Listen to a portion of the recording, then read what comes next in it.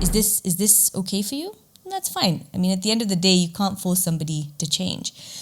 But if there's any tiny inkling in you that says, you know what, I wish I could play with my kids more, or, oh, I wish I could be outdoors doing this hike, or whatever it is, if you have any time you're saying to yourself, I wish I could, that's your starting point to say, you know what, I'm not okay with my current way of being, my current way of life. So what do I need to do about it? So if you're saying I can't, it's like, okay, I can't. If you tell yourself, I can do it, I want to do it, I choose to do this thing and I choose to feel so good about it, you'll start noticing that you're able to do a little bit more. Whether it's having that green juice in the morning or waking up 5 minutes earlier to meditate, simply because you told your mind, this is what I want, and consistently tell yourself, this is what I want. And also when you eat with a lot of distraction, you eat too much. Yeah. You know, if you eat with all your focus and attention, you'll end up eating just the right amount, whatever your body requires. And you'll be like, okay, I'm full now, so I'm going to stop eating. But otherwise, you continuously eat. And then the problem is that we've done this with our children too. Welcome to The Search for Wellness, the podcast where we explore what it truly means to live a healthier, more fulfilling life. Each episode, we dive into inspiring stories, eye-opening conversations, and practical tools to help you nourish your mind, strengthen your body, and uplift your spirit. This is your space to learn, grow, and discover new ways to thrive one step at a time.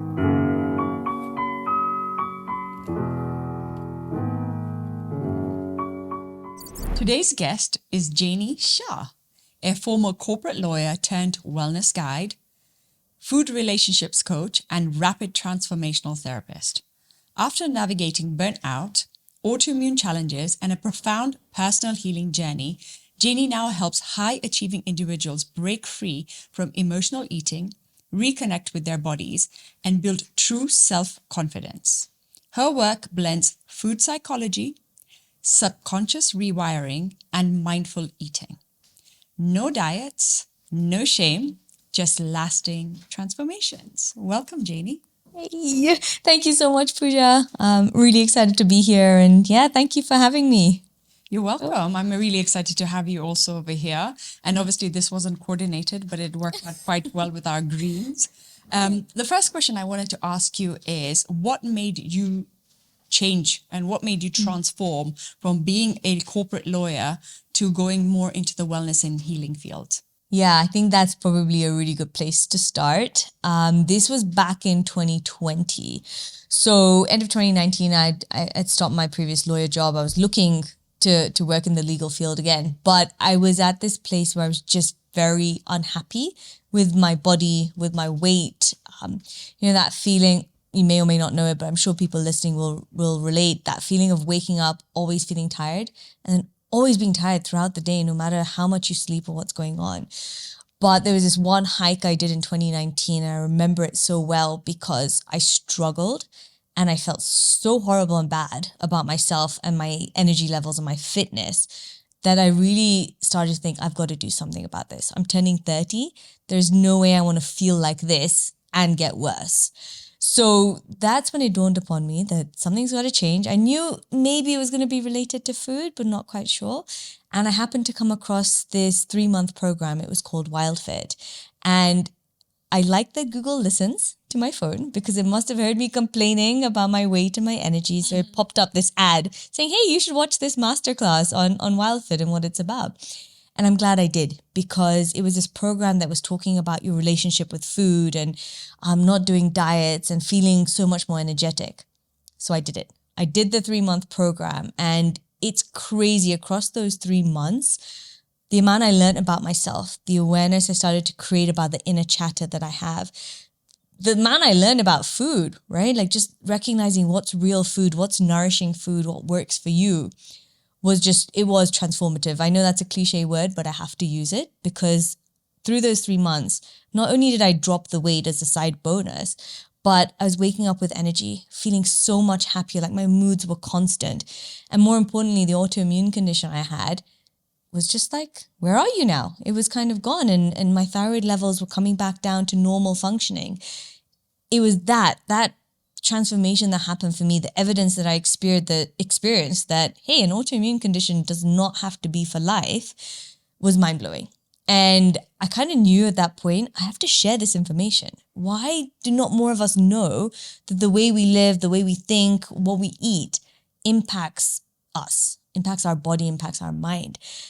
And in a way, it was kind of a natural transition. I was looking for jobs. I wasn't finding anything yet in the legal field.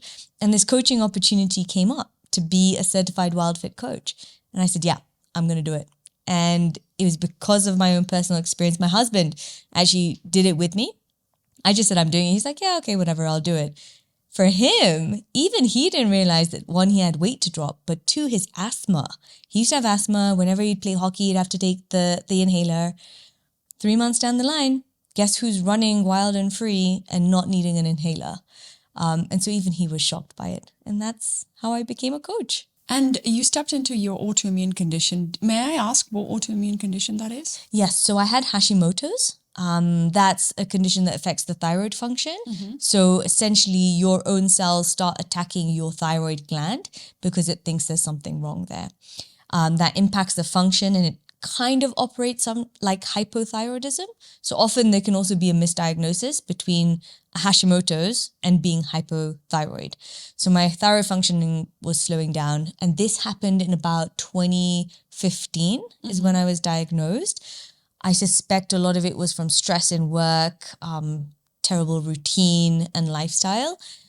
And I was taking medication. I started to actually do some hypnotherapy work. That was my sort of first step into thinking, because my cousin had done it. She had resolved her lactose intolerance. So I started some hypnotherapy work for myself, which was helping a little bit. But I still wasn't seeing the blood work change. I wasn't seeing that full energy return until I started changing the food I was eating. So what did you change? So what did your fitness coaching help you change and transform? So it helped me change two really important things. One is my relationship with food. Understanding you don't love chips. You don't love chocolate. You have the idea that you think you love it, but it's not that. You don't crave these things. You're craving an emotion behind it. You're craving a feeling from that food. So one aspect was just fully understanding that. But the second was moving towards what I call just eating real food. Shifting from a place of, breads and pastas and rice and all those fun packeted noodles and things, to now moving to really eating whole food. Food that is natural, that grows from the ground. Fruits, veggies. Through my process and my journey, I personally chose to also start eating animal products and meat. So it moved me from this highly processed, highly refined carb way of eating and snacking and junking and fried food to now really enjoying and wanting to eat fresh whole foods, whether it's cooked or raw in salads. It was a huge difference. And that's kind of the difference between before and now. When you did this challenge and when you did this course, the coaching, did you think that you were going to do it because you wanted to heal your Hashimoto's, or you did it just because you were looking for a new business venture or something else to just step into? That's actually a great question. So I did it personally for actually losing weight and being healthier and just wanting to feel more energy. In my mind at that time, I still had it in my head that, look, doctor said autoimmune condition, you're pretty much going to feel this way for life and be on medication for life. So I was not going into it with the intention of that. It was just to feel better and lose weight. As I did the 3 months and I started to feel my body shift, my skin was changing, I had energy, I was like, you know what? It might be worth just doing a blood test just to see. And then that's when it showed me that, by the way, your thyroid function is normal. And now is it completely normal? And now it's normal. It's normal. Yeah. There was a period so I did this in 2020. There was a period in 2023 where I started to feel a little bit off again. And it was, and now I recognize it when I look back and reflect. 2022 was a period of high stress, a lot of family stress, business stress. I was in a new venture, the flotation therapy that you may have heard of. Yeah. So 22 was a big stress year. And I think that had an impact on me and my mind. So 23, I was like, let me just go do a blood test again. And I started to see my antibody levels come up. So antibodies are the way they measure that if you've got some form of autoimmune. And then I was starting to panic again. I was starting to go down a spiral hole, but then I had to pause and be like, hang on, you know what to do. You know the things around you that can impact this. Let's see, what could it have been? And therefore, what do we need to do today? And then coming back to some of those rituals, of like meditating, breathing, bringing your stress levels down, being more present in the moment, reviewing and looking at, have I been eating more gluten, for example, right? Like I'm gluten free, but there was also that period where I was like, okay, I'm going to experiment with sourdough bread and eat this and that. Gluten, for anyone who does experience Hashimoto's, is something that you definitely want to stay away from. It's an interesting fact about the shape of the molecule of gluten.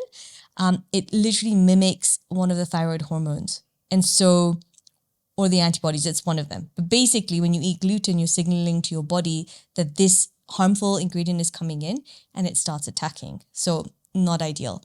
But after doing sort of a bit of that reflection, I started to bring back practices, started to really look at what am I eating, did a bit of work with a functional medicine doctor to get into the cracks of, do I need to up my nutrients in anything like vitamin D or B12 or anything? And then slowly now across 2024, I started to feel like, okay, I'm good.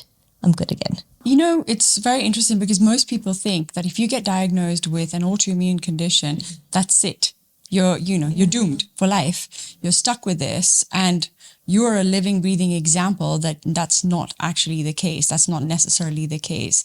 I know for a fact that so many people of lately have been getting diagnosed with autoimmune conditions left, right, and center, and they're being told you have to be on medication for the rest of your life. However, just changing your diet and cleaning up your environment, even your stress levels, all of this stuff, it really changes. It's so transformative. But having a clear-cut mindset to do so, it's like the question is, how badly do you want this? Yeah. Right? And I feel like you have to ask yourself that question. How badly do I want this? Do I want to live with this, or do I want to, like you said, for you, you assumed it was a given, but you still went through this, and then it was a bonus that you healed from it. Yeah. You weren't even planning on. So your mindset must have been so strong for you to get into that space. How would you encourage somebody else to change and shift that mindset?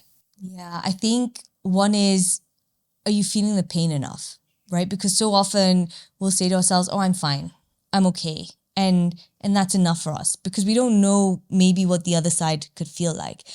And for me, that hike was a real big pain point. That to me was just like, nope, I don't want it anymore. So you've got to ask yourself, are you okay with being fine, right? Is this okay for you? And that's fine. I mean, at the end of the day, you can't force somebody to change. But if there's any tiny inkling in you that says, you know what, I wish I could play with my kids more, or, oh, I wish I could be outdoors doing this hike, or whatever it is, if you have any time you're saying to yourself, I wish I could, that's your starting point to say, you know what, I'm not okay with my current way of being, my current way of life. So what do I need to do about it? The other thing, I'm just going to backtrack a little bit, that I relearned in 2023 was self-love. Because there's this other spiritual part of an autoimmune condition, is that if your body is attacking yourself, do you really love yourself? Do you really like yourself? And when we can start to shift that energetically, spiritually, and just from you, like listen to how you're speaking to yourself. Are you speaking to yourself kindly or not? That also plays a part in autoimmune conditions because you want to let your body know it's safe and that, we're working together in this. So ask yourself, am I saying I wish I could do something? If you're saying that, okay, start to think and imagine, wow, what could life be like if? When you can start picturing that, visualizing that, then there's so many resources available to get you started, right? And that can be different for everybody. Maybe it's finding a coach. Maybe it's just starting to do some walking. Maybe it's, you know what? I'm going to start having more vegetables at home and I'm going to start moving boxes of food out of it. Find someone that can support you in this journey. And I think that support is really important because you don't have to do it alone, right? Like you're not alone in this world. You can change. Just have someone who gets you and understands you to help you move through that. And on that note, the language you use is so important. Like we do this in the RTT, rapid transformational therapy work all the time. The language you use is going to spell it all. If you tell yourself, I can't do it, your mind literally listens. It listens to what you tell it. So if you're saying I can't, it's like, okay, I can't. If you tell yourself, I can do it, I want to do it, I choose to do this thing and I choose to feel so good about it, you start noticing that you're able to do a little bit more. Whether it's having that green juice in the morning or waking up 5 minutes earlier to meditate, simply because you told your mind, this is what I want, and consistently tell yourself, this is what I want. That's the mindset shift that you can start doing. It's just the language you use. Be very mindful of the language you use. Language you use to yourself and to others? And to others, yeah, to yourself and to others, because your subconscious actually doesn't differentiate. Are you speaking to yourself or you're speaking to others? So at this point, also be mindful, right? Are you gossiping about someone and talking bad about them? Guess what? Your subconscious is like, we're saying that about ourselves, because it doesn't filter between you talking to you or you talking to someone else. So be really mindful of all the language you use all the time. Something even as simple as, oh my God, I'm sitting in this traffic, it's killing me. You've just told your mind you are killing yourself. Sitting in traffic is not killing you. So tell yourself, oh, I'm sitting in traffic. Cool, I get some time to listen to this thing on the radio, or I get a moment to actually just breathe without thinking of anything. So all those little things, your subconscious mind is always listening. So tell it better things. And imagine somebody sitting in traffic right now listening to this going, oh my God, yes, exactly. I'm sitting in traffic and I'm listening to this podcast and I'm learning something new. Exactly. When we talk about emotional eating, there is a lot of people who eat emotionally. I've seen it. I'm pretty sure you have seen it in your work too. Yeah. And they have this relationship with food. How can somebody heal from that? That is something that is very challenging. And I think it's an upbringing thing. It starts from a very young age. I've noticed that. Yeah, absolutely. And let's just put this out there right now, that there is no judgment, there is no shame here for this, because every single person has this connection of food equals love. It's just part of us as human beings. So there's nothing wrong with it at all, but we do need to be mindful and aware of it. This relationship actually stems from your earliest days when you're a baby. So think of it this way. When you were a little baby, right? What was the one moment in your life that you felt all your needs were being met? If I ask you that. Can't remember. So the one moment in which every part of your need was met was actually when you're being fed by your mom or your caregiver, whoever it is that's feeding you, right? Because in that one moment, you're being held, you're being comforted, you feel safe, you feel loved, you have connection. And guess what's happening at that same exact time? You're being given food. And mother's milk happens to be that wonderful, creamy, fatty, sugary type of milk. So it's from that very moment, we've already created an association that food equals love. Food equals all my needs being met. And then as we start to grow, all these other experiences start to layer upon that, right? Whether it's, oh, you're being rewarded because you did really well in school and you were like, let's go out for pizza or chips, or let's cut a cake because you got all A's. Or maybe it's you're feeling sick and your mom says, okay, you know what? I'm going to take care of you. Here's your special favorite food or whatever it is, right? All these different experiences then start to create this relationship with food. Each individual has their own experience, their own meaning that is formed, their own attachment. I'll share one of mine, for example. Like I used to, and anyone who knows me from before knows, chips, fries, depending on where you're listening from. That was my thing. Even if I'd had a full meal and someone brought a plate of chips in front of me, I'd eat them. Like that was my thing. As I started to do this work to kind of unpack, I know fries are not good. It's deep fried, it's potatoes, it's not the best thing. Why is it that I want to have that? And I started to peel the layers, and for me, it was this feeling and memory. Every Saturday night when we were children, all the family, cousins, aunts, uncles, everyone would gather together and we would eat chips. Like it was a Saturday tradition. And it's one of the happiest memories that we've had in childhood. And that was the link for me. The chips was a link back to that memory, to that feeling of love and connection, of bonding. And as soon as I started to realize that, and then I was looking at my life today and I'm like, do I have all the love and the joy and connection I want right now in this moment? No, I did not. But to me, that was a moment of recognition that, hey, you right now in your life, you need more love and you need more joy. So how can we start working on that?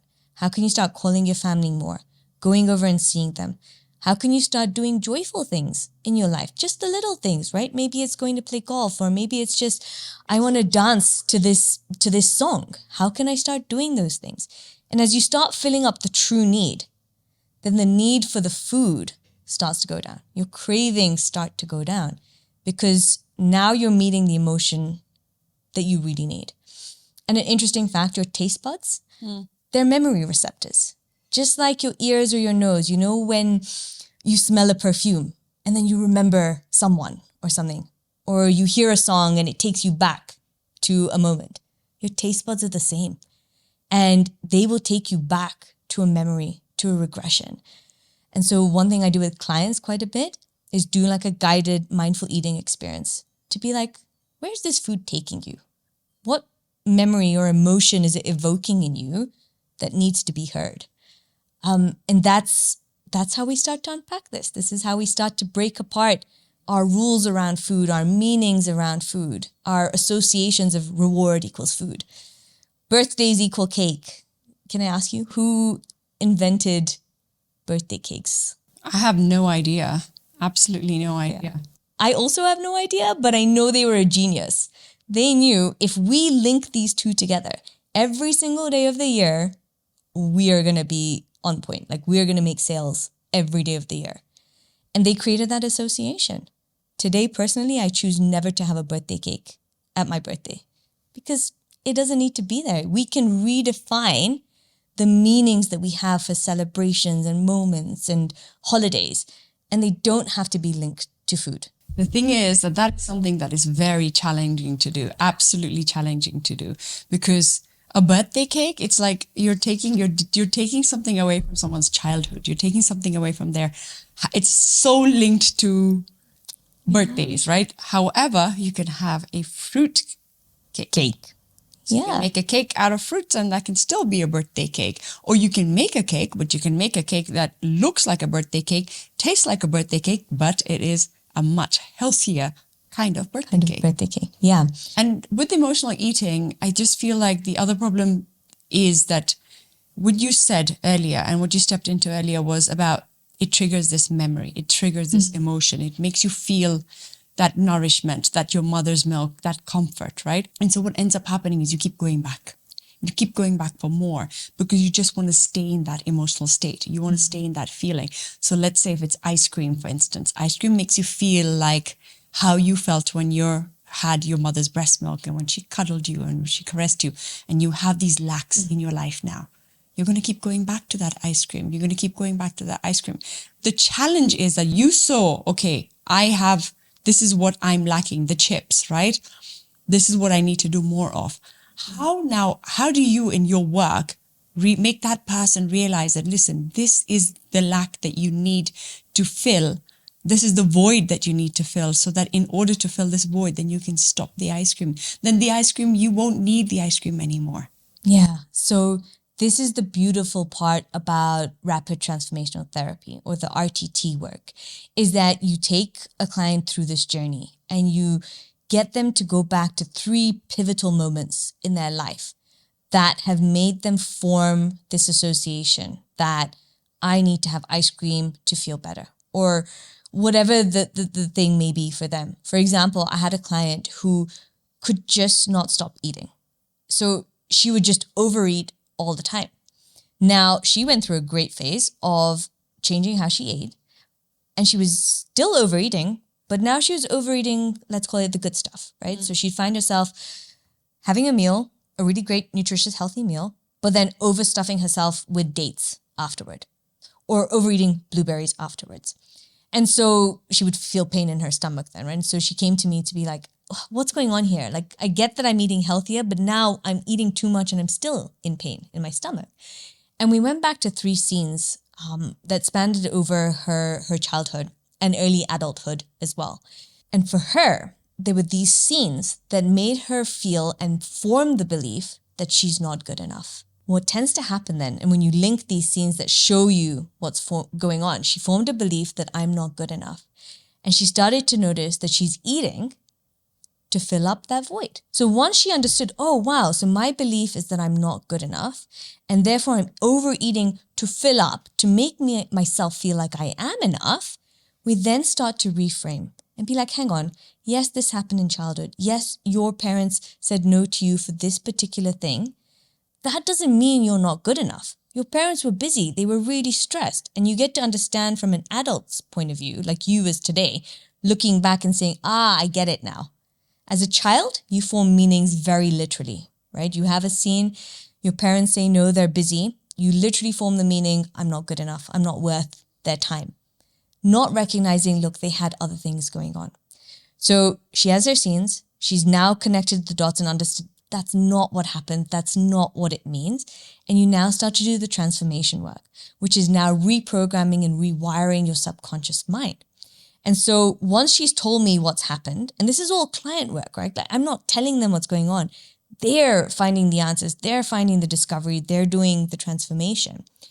We then give them a personalized recording. So this is an audio recording that gets them into a beautiful deep state where you're accessing your subconscious, and we start rewiring and we start saying, hang on, the belief actually is you are enough. You are so good enough. You are worthy, and everything else that she or he needs to hear in that recording.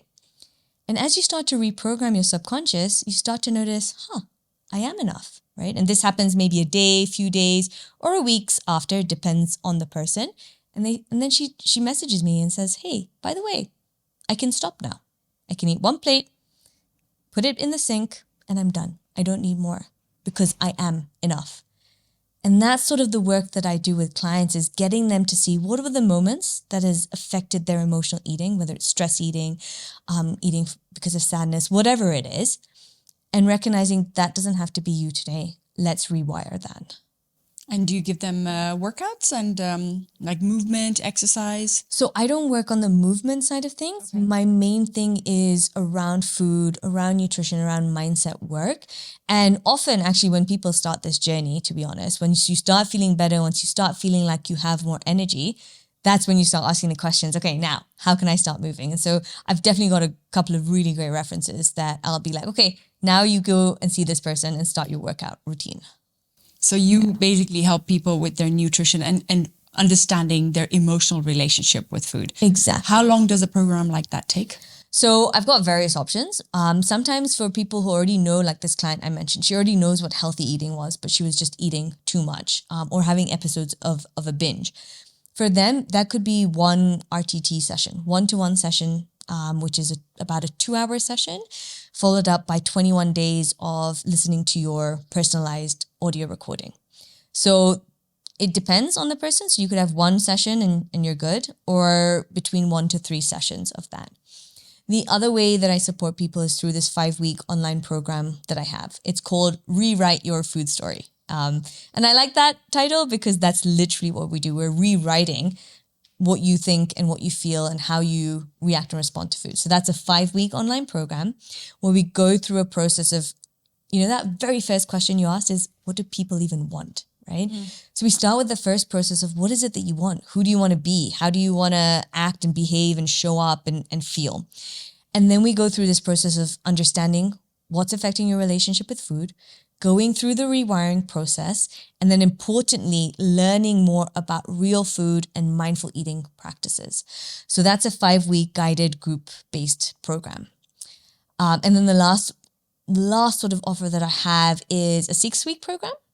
And that's again, one-to-one. We do an RTT session and we follow that up with 3 weeks of coaching, depending on what's coming up for you and where you're finding practical challenges coming up. And do you do all of these in person, or you can do them online too? I do both. So if someone's here in Nairobi, then it's always more wonderful to do things in person.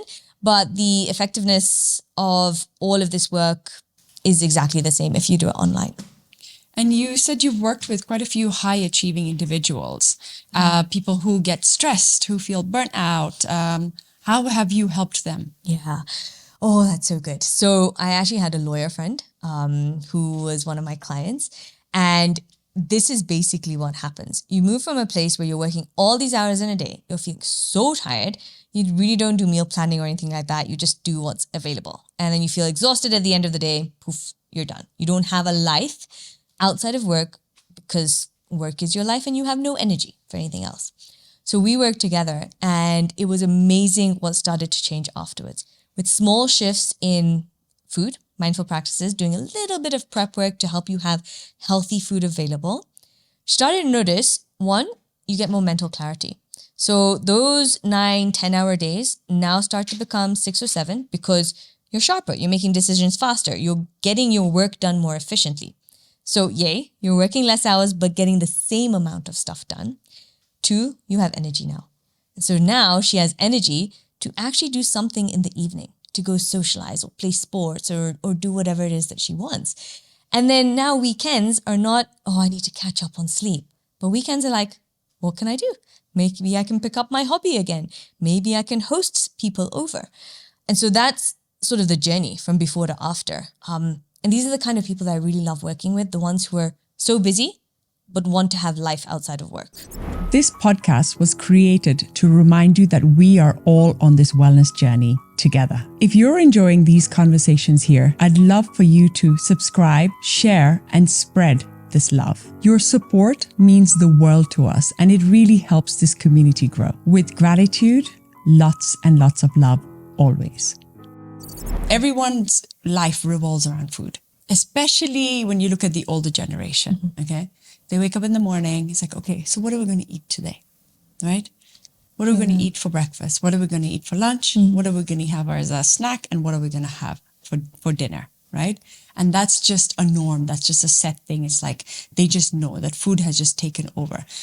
Coming together as a family, eating together, creating those fond memories like we spoke about earlier, creating those bonds, creating those meaningful connections, they've all been lost. Why? Because people sit in front of the TV and they eat their meal. They're sitting and watching their phone, listening to something or watching us, looking at a screen, absolutely distracted from actually the whole point of coming together and sharing this meal. So when I come into a place where I'm going to eat, like now I'm going to go and have my lunch, I put everything aside. I sit there with all my 5 senses, completely alert, completely focused on my meals. However, most people don't have time to do that either. They're sitting there going, okay, while I eat, I can do this, I can do that, I can do this. Yeah. But then where is that food going? How is it even getting digested in the body? Most people don't eat with their hands anymore. Most people eat with a fork and knife. Yeah. They're using cutlery to eat. Well, when you use your 5 hands, you're using your 5 senses. You're awakening the fire within your gut that actually creates and secretes the digestive enzymes and is signaling your brain that, okay, now we're going to eat. So these are all messengers that are sending signals to your brain, to your gut. Most people have forgotten about all of these things. Yeah, that's so true. I love that, by the way. I love what you said about the 5 senses, and we have like the 5 here.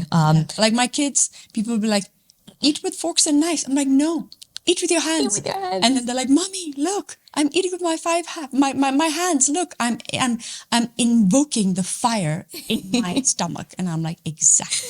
I love that. Yeah, we do need to bring that back because also eating with your hands can make you so much more mindful of what you're eating, right? And the satisfaction cues as well. And it takes longer to eat with your hands. I personally love eating with my fingers. It's amazing. I feel it's more enjoyable and tasty as well. But you're right. In the modern day and world, we've sort of lost a sense of touch of that. I appreciate the Indian culture, by the way, because when we're eating our traditional foods, it's all hands in on that. So I really like that we still retain a bit of that.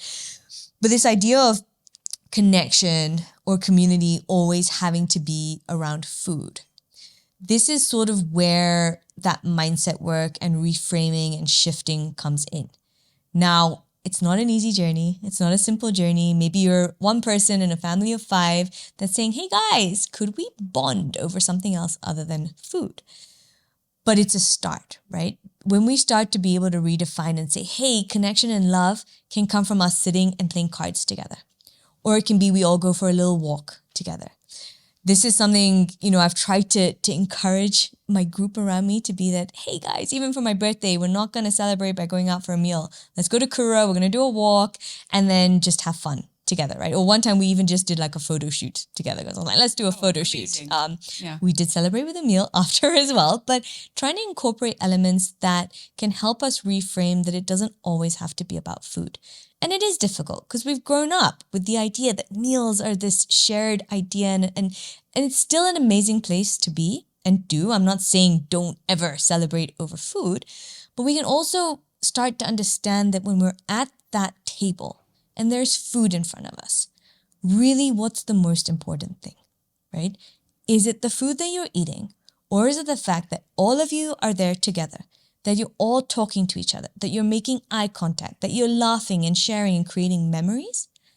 If we can focus on that element, you then start to take the emotion away from the food and more on the other parts that really matter.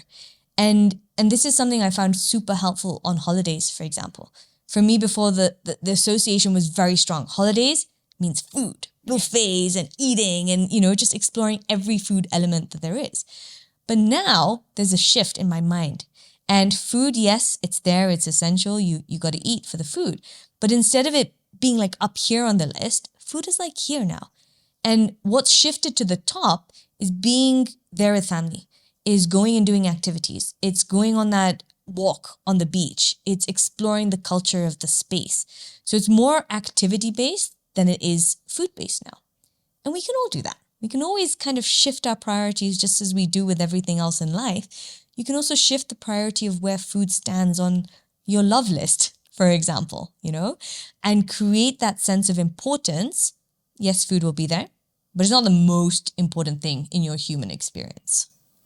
I often feel like the reason why people use devices or get distracted while they're eating their meal is because they're eating on their own and they're not used to eating on their own. Yeah. When we are sitting together with a family and we're eating and we're having that bond, we're creating that meaningful connection and we're creating those fond memories and, eating, passing food around, exchanging energy. It's a beautiful moment, right? Yeah. But many people don't have that anymore. They have to sit and eat on their own. And then they turn to their devices, they turn to their TV, they turn to something to distract their mind from the food that is supposed to heal them and nourish them. Yeah. And it's not going to heal you. It's not going to nourish you if you're not going to put your full focus and attention into it. I often only eat 2 meals a day because, again, I don't even know who created this whole three meals a day. I'm like... Like, where did this 3 meals a day come from even? I can see children needing to eat 3 meals a day, or my kids eat like 5 small meals a day. My daughter eats like 5 small meals a day. And I can see that because they're always moving around, they're burning off energies. But the 3 meals a day, again, this is another thing that I feel is also very dysregulating. Yeah, it's created by somebody who had an idea of, okay, breakfast is going to be this. And the idea of breakfast is cereals and toast and pancakes and whatnot, right? So everything filled with carbs and sugar. Which makes no sense. But a little point here is America has finally flipped the pyramid upside down on what we need. But yeah, some genius, again, created this idea of what needs to be breakfast, lunch, and dinner. But when you move more into, for example, mindful eating or intuitive eating, you start to notice that days are going to be different. Some days you'll wake up and you're not hungry.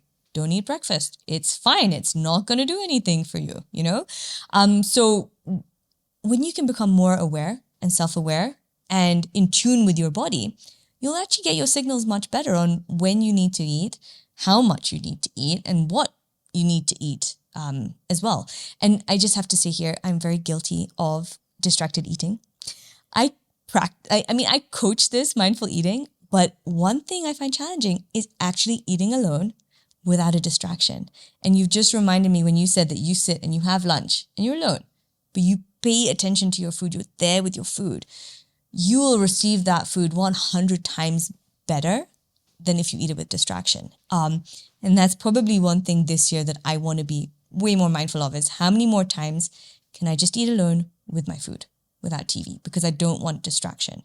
And it's hard because we're evolutionary built to be able to eat with things going on, right? So think about it, back in the day when we didn't have walls to protect us or boundaries or anything, you would gather food or you would hunt food, but you wouldn't be sitting there like, 3 deep breaths and I'm going to eat my food. No, you would be eating and looking.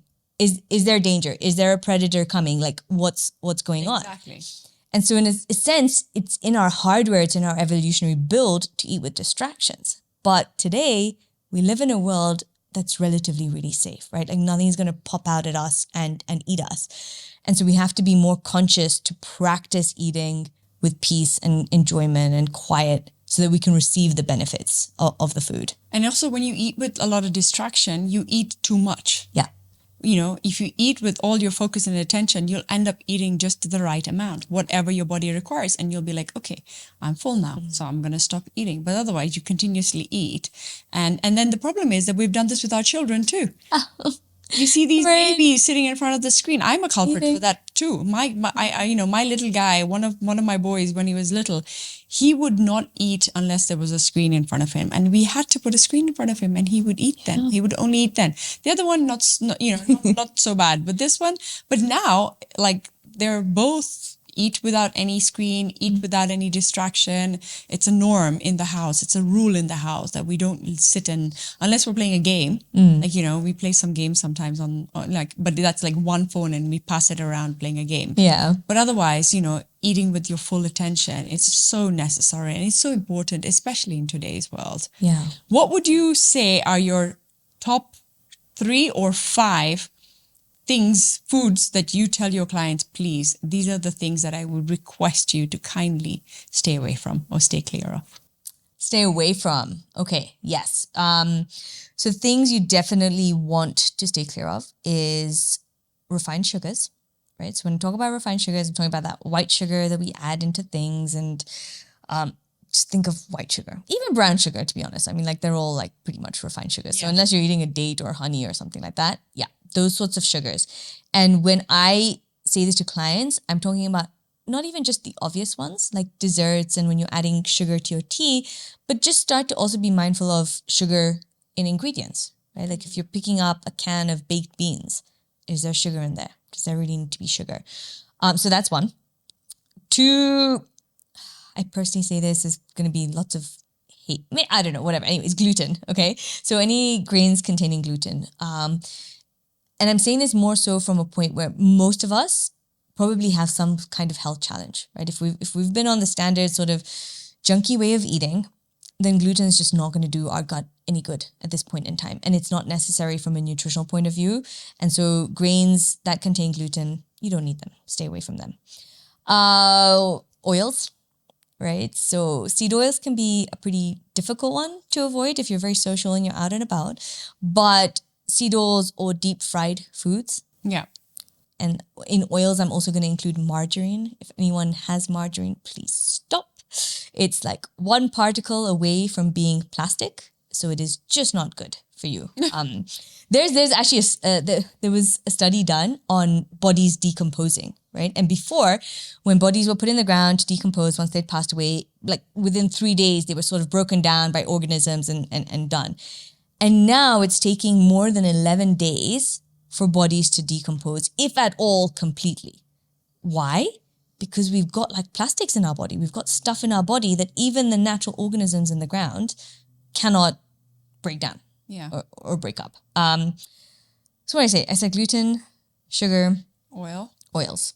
If I was going to say 3 and you wanted to kind of put your priority list, probably that, and then processed foods. I would definitely put processed foods. And when I talk about processed foods, I look at them as a spectrum because we live in a world where you may get something in a bottle. Let's just talk about tomatoes, okay? So you may get a bottle of passata, which is tomatoes which are blended up. That's processed, right? Because it's gone through a factory, it went from farming, processed, they probably put a preservative or 2 in there.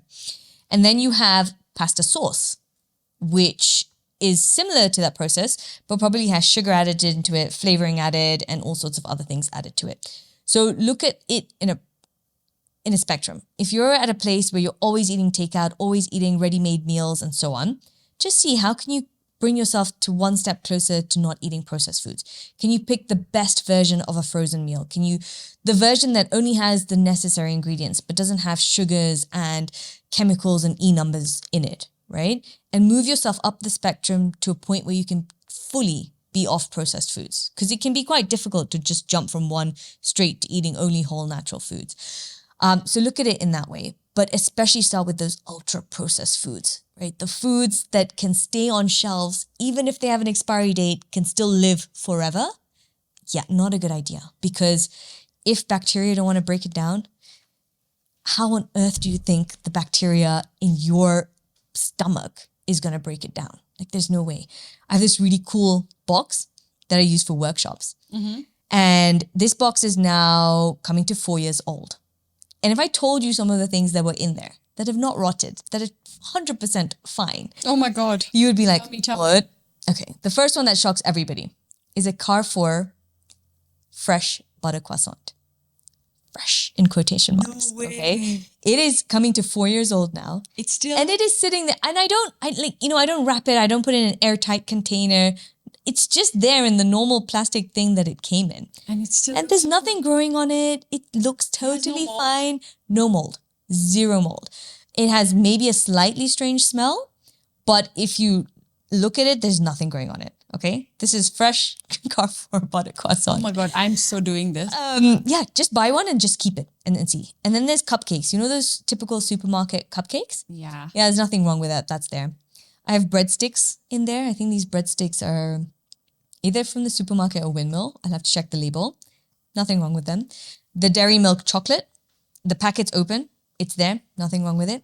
Obviously these gummies, right? Like Haribo's and those things. And then there's cookies. There's those, cookies that people love, like they've got a filling in the middle. So there's Oreo? biscuits and then filling. It's not Oreo, it's more a local brand. Okay. Bourbons or whatever they're called. 4 years old, nothing going on or wrong with them. So when I talk about ultra processed foods, I'm talking about these things that last on the shelves for years and years and years that don't break down. And so whenever I find like a rotten tomato in my fridge or on the shelf, I celebrate. I'm like, yes, I have real food in my house, because bacteria are breaking it down. It's rotting. It means it's alive. Great. Celebrate that. Yeah. That is absolutely insane. I guarantee you I've not eaten a Carrefour croissants since that day. I mean, the whole picture, yeah? I mean, you look at it this way, is if it's sitting there for 4 years, looking completely brand new, and then you're eating that, now what is it doing in your body? It's still in your body from when you were like 9 years old or 10 years old. Yeah. It's probably still fresh in your body, and your body's not able to break it down either. Not at all. Oh my God. I mean, I consider olive oil. It's still considered a processed, but it's still okay. But again, quality matters here. Exactly. Because that doesn't mean, okay, fine, I'm going to go all healthy and I'm going to stop eating seed oils. But I'm going to go and pick this cheapest olive oil off the shelf that's in a plastic container, and I'm going to use that instead to deep fry my food. The other thing that people need to understand is we need to stray away from, oh, it's cheap. It's budget friendly, so I'm going to use that and it's going to be okay. The reason it's cheap is because they used cheap products to make it. They used cheap olive oil. Maybe it's not even 100% olive oil to create that bottle. Then they're packaging it in a plastic container. So the plastic is leaching into your olive oil. And so you're essentially going back into that whirlwind and eating into that vicious cycle again. Yeah. So again, being really mindful of this. So again, I do exactly what you do, but I stay completely away from anything that has ingredients that I cannot pronounce the names of, if it has E's and X and Y's numbers. And if it is more than 5 ingredients, I'm sorry, it goes back on the shelf. I very rarely buy anything out of a packet in my house. Maybe the only thing I do buy is snacks for my kids. But again, I try to make sure I buy the one that is the simplest ingredient. Because again, I don't want to take that away from them, right? Their friends are eating all sorts of stuff. And then they come home and they judge them. And I'm like, no, let's not judge them. Let's just focus on us and let's focus less on them. But still, I want to give them a little bit of that childhood that we all had growing up. My kids don't drink any soda. They've never even tried it. They don't even know what it tastes like. They're not interested in these things because they've never been brought up with these things. But I'm mindful, like my daughter will have a little bit of sparkling water with some lemon in it. And that's okay. That's Yeah. allowed. So again, it's about not about cutting out everything, but about making them understand and being mindful and bringing in those good belief systems from a young age. Yeah. So that now when they go older, they don't have this emotional eating. They don't have this abusive relationship with food where I'm upset, so I'm going to eat a bucket of ice cream. Yeah, exactly. I think that's spot on. And I'll just say something here as well, is that healthy eating does not have to be expensive, right? It really doesn't, especially if you're listening in from Kenya. We get all this fresh produce. It is not expensive. I mean, bunches of sukuma, like 20 shillings, 30 shillings. You can eat really well and be selective about what you eat, and it does not have to be expensive, right? And so, yeah, fine. Maybe you don't have the olive oil. That's okay. Maybe one month you have the olive oil and the next month you don't, because you're going for the best quality, right? Don't reduce your chances just by picking the cheaper option and having it more frequently. Have the slightly expensive one, but less frequently. But a lot of people don't realize you have many options. You have coconut oil. Yeah. Coconut oil is cheap and cheerful, and it has a really high heat point. So you can actually cook it at a very high heat level. You can use ghee. You can use butter. Yeah. And you can make this at home. You can Just make this by at the way. home. Exactly. Yeah, if you're getting like farm fresh milk, you can make this from the cream. Exactly. And so you see there is effort, but then there is also the point of effort. Effort, yeah. All of this takes a lot of effort. It's time consuming. Yeah. But what is time consuming is looking after your health and your well-being, right? Yeah. If you don't look after your health and well-being now, it's going to catch up with you later. Unfortunately, that is just the situation, and that is the norm in life. It's the truth. It's the truth. And just circling back to what you said with the kids, is it really is about not telling them and forcing them that this is good, this is bad, this is allowed, this is not allowed. It's actually more just the conversation basis and letting them understand that, this is why we do this in our household, because this is how it's impacting our health. And giving that understanding and reasoning behind it is going to stick a lot more than just saying, you must eat your broccoli. Why would, your inner rebel is going to be like, no, thanks, mom. Thank you for telling me, but no, I'm not going to eat it. But maybe giving a story behind it and saying, hey, we do this because of X, Y, Z. And I guess for you as well, your personal journey and I don't know how much the kids know about that, but yeah, sharing that, I had cancer and now this is why I do this, because I want to feel incredible every day and never give my body a chance to go back to that. So I think that's really important with kids, is they can understand so much. We don't have to tell them yes, no, but explain the reasoning behind it. Share that mindfulness with them so they cultivate the practice of being aware, so that even when they're out and about, they get the ability to make the choice that there's birthday cake and then there's maybe popcorn. Yeah, all the kids are eating birthday cake, but they can make a mindful choice. Maybe I'll have a bite at this party, and maybe at the next party be like, nah, you know what? I don't feel like having sugar today. And we might think it's impossible. It's really not impossible. I've seen some incredible kids who have this ability to reason out and be mindful and make the choices knowing how they feel in their body. So bring them in on their journey. Don't teach them like students. Yeah. That's what I say. They're your partners in this. And, when you talk about emotional eating with kids, there is that point of where my child, like my daughter, she loves broccoli. She absolutely loves broccoli. And for her, it's because I eat broccoli. She eats broccoli because she sees me eat broccoli. So she eats broccoli too. She has an emotional relationship, but she had an emotional relationship with broccoli.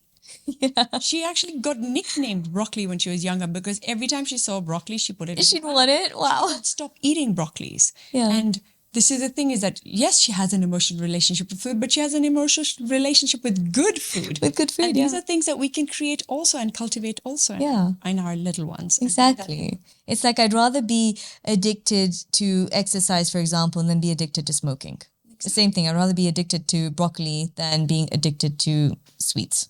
And also that awareness. So like, she once ate so much sweet popcorn, she came home and threw up. And then I reminded her, I said, why do you think this happened? And she goes, oh my God, I'm never eating sweet popcorn. I said, no, you can eat sweet popcorn again, but just be mindful. Don't eat too much, eat a little bit. Yeah. And then, know your limits. And so now she's so aware of it, and she'll always remember that day that she got sick because she ate too much sweet popcorn, and too much sugar is not good for you. Yeah. And that is, again, it's awareness. Yeah. Not that, oh, why did my child get sick? Tell them why they got sick. Explain to them, show them the reason why they got sick, because maybe they ate too much sugar or they had too much dairy that day. Yeah, absolutely. Simple as that. It's like connecting the dots. And I think, that's powerful awareness. And actually, a lot of us adults also don't create the dots that, oh, I had a headache at night. Did I eat bread in the morning and have coffee? We don't close that gap. We don't connect the dots. Exactly. But when you can bring awareness to that, then you can start changing your choices as well. So I think I love that you did that with your daughter to create that connection and understanding between the after effects and what was it that you had. Exactly. Yeah. Wonderful. Is there anything you feel like we haven't spoken about today that needs to be addressed? We've spoken enough. We've shared enough. We've shared some stories. I just... Where can people find you? So you can find me, I have a website. It's www.eatbetterthinkbetter.com. You can also find me on Instagram, same thing, eatbetter_thinkbetter. Probably the two best ways to find me. All right. Yeah. So I'm going to put all of that in the show notes. And I'm hoping that people reach out to you because I think you're doing some amazing work. The transformations are the best transformations I have noticed and I've felt is when you heal yourself from something and then you say, you know what, I've healed myself from something, but I want to make sure I share this and help others feel exactly how I feel. And this is what I do too. Yeah, so exactly. That's why I love our connection too. Yeah. Thank you so much for today. Thank you, Pooja. It's beautiful. Thank you so much.